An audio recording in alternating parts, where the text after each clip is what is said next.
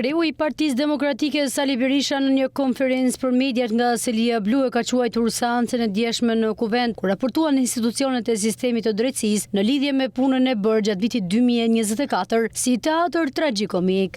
Në analet e parlamentit shqiptar si dita e kapitullimit pa kushte të pseudo-mazhorancës së krimit dhe jo vetëm asaj, por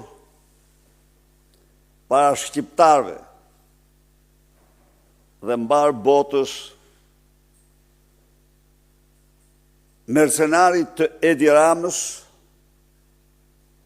Altin Troplini. Të dashur qytetarë dhe qytetarë, ju dje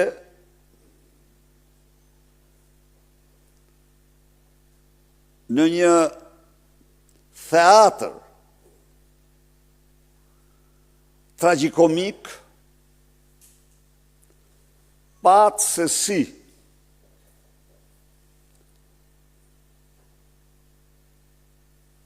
pseudo-mazhoranca e tërë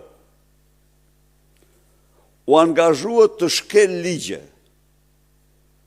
të shkel kushtetutën e vendit vetëm në diktatin e Dumanit, I cili refuzonte të mirëte pyetje me gojë direkt nga deputetët. Akt I pashembull.